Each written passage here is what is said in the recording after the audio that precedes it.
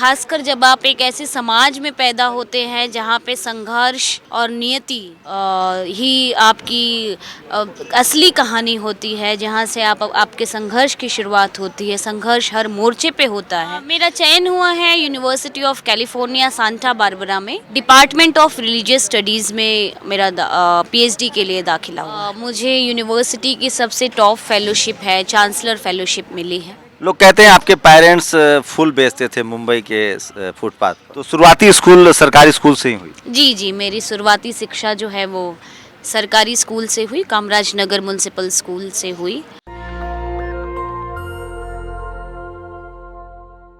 बहुजन पढ़ेगा तभी आगे बढ़ेगा, ये किताबें देखी हैं, ये सारी बहुजन साहित्य हैं।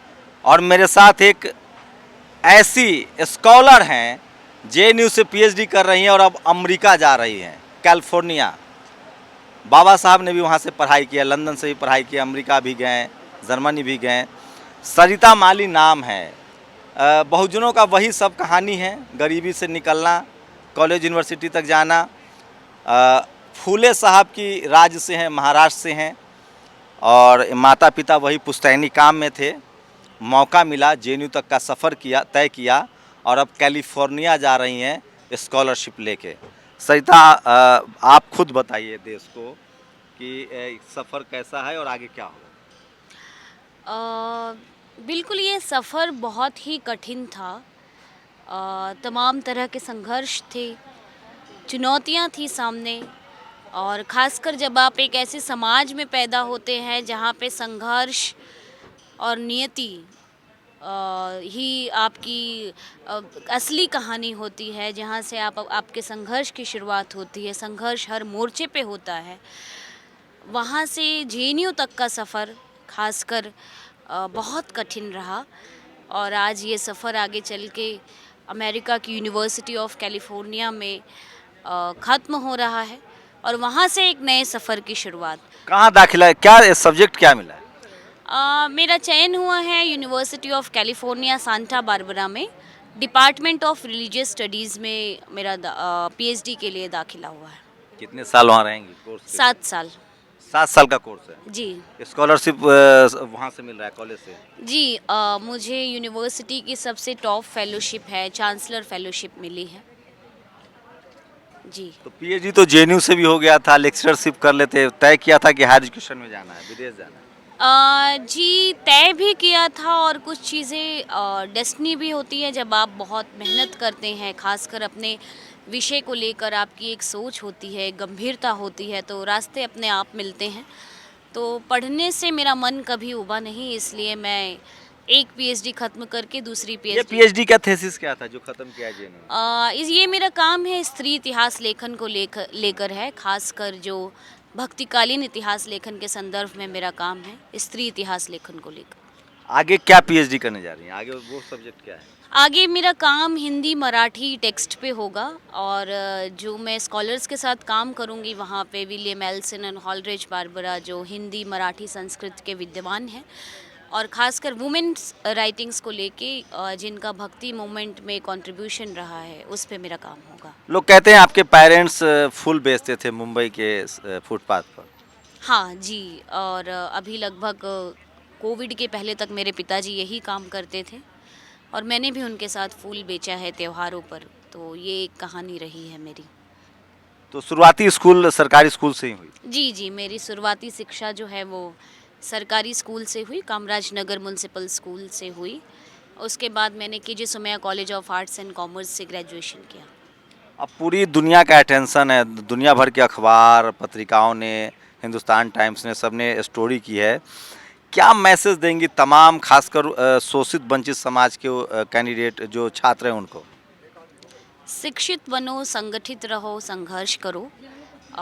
डॉक्टर बाबा साहेब आम्बेडकर का ये एक नारा रहा है, और निसंदेह जो इस समाज का शोषित तबका है, अगर देश की मुख्य भूमिका में आ सकता है, मुख्य धारा में आ सकता है, तो शिक्षा जो है वो सबसे बड़ा हथियार है। और इसी हथियार के बल पर इस देश में सामाजिक परिवर्तन लाया जा सकता है और देश का जो एक वंचित और शोषित तबका है वो मुख्य धारा में शामिल हो सकता है। अगला क्या लक्ष्य है? एकेडमी में ही जाना है या कुछ और तय किया है? फ़िलहाल तो अभी अमेरिका पहुंचने के बाद काम करना है, रिसर्च अच्छे से काम करना है, उस रास्ते पर चलना है कि जहाँ पे जिस तरह जेएनयू में एक अकादमिक मेरा सफ़र रहा है। जेएनयू में टॉपर थी आप ना अपने एंट्रेंस में, पीएचडी एंट्रेंस में? जी जी जी, 6 साल पहले आपने ही मेरा इंटरव्यू किया था, मेरा पहला इंटरव्यू था वो, और गोल्ड मेडलिस्ट भी रही मैं अंडर ग्रेजुएट स्टडीज़ में। और अमेरिका जाके भी वहाँ पे एक तरह से मेहनत से काम करना है और निसंदेह एक अकादमिक दुनिया में ही रहना। और कुछ खास जो आप बताना चाहती हो? दुनिया भर में लोग आपको देखेंगे और जो लोग भारत में हैं और जो अमेरिका में अपने लोग रह रहे हैं उनसे कुछ कहेंगी? आके आपको मिले? हाँ बिल्कुल, अपने लोगों से मिलना हमेशा सुखद होता है और ये कहानी जो मेरी है वो कुछ लोगों को अविश्वसनीय लग सकती है, लेकिन ये देश के करोड़ों लोगों की कहानी है और ख़ासकर जो एक मार्जिनलाइज तबका है इस देश का, जो वंचित तबका है, उसकी ये कहानी रही है। तो मैं यही बताना चाहूँगी कि और यही कहना चाहूँगी ख़ासकर इस देश की महिलाओं से कि शिक्षित बनिए, पढ़ाई करिए, जब भी मौका मिल रहा है पढ़िए और इस समाज को बनाने में मुख्य भूमिका अदा करने के लिए तैयार रहिए। कोई नीड, कोई मदद की ज़रूरत है लोगों से? अभी कोई आर्थिक दिक्कत आ रही है सामने? फुली फंडेड फेलोशिप मिली है, लेकिन वही है कि जाने से पहले कुछ एयरफेयर, कुछ ऐसी चीज़ें हैं, लेकिन यूनिवर्सिटी की तरफ से आश्वासन मिला है। जैसा कि मैं वाइस चांसलर से मिली थी 2 दिन पहले, तो उन्होंने मेरी स्टोरी को बहुत अप्रिशिएट किया, मेरे संघर्ष को समझा।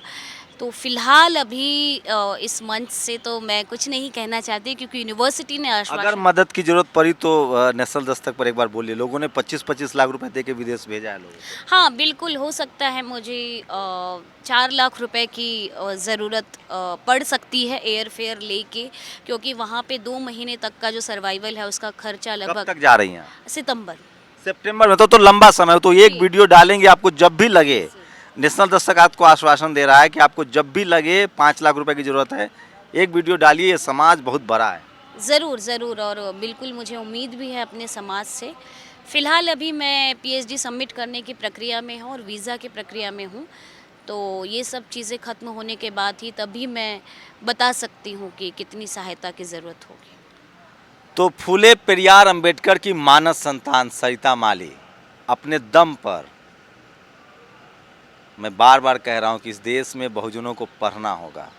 जब तक वो पढ़ेगा नहीं तब तक बढ़ेगा नहीं। नेशनल दस्तक की पूरी टीम की तरफ से सरिता माली की फ्यूचर के लिए, बेहतरीन फ्यूचर के लिए बधाई। आप लोग प्रतिक्रिया ज़रूर दीजिए और कभी भी आर्थिक कमज़ोरी को कोई बहाना मत बनाइए। तमाम परिस्थितियों के बावजूद अपने बच्चों को स्कूल कॉलेज ज़रूर भेजिए, वहीं से आपकी मुक्ति का रास्ता निकलेगा। शुक्रिया मैम हमसे बात करने। शुक्रिया शुक्रिया। कैमरा पर्सन आशीष के साथ शंभू कुमार सिंह, नेशनल दस्तक, दिल्ली। नेशनल दस्तक की आपसे गुजारिश है कि अगर इसको बचाना चाहते हैं तो नेशनल दस्तक को सब्सक्राइब करने के लिए रेड कलर के सब्सक्राइब बटन को दबाएं, फिर बेल आइकन की घंटी दबाएं। नेशनल दस्तक को बचाने के लिए बहुत ज़रूरी है कि हर खबर को शेयर करें, लाइक करें, कमेंट जरूर करें।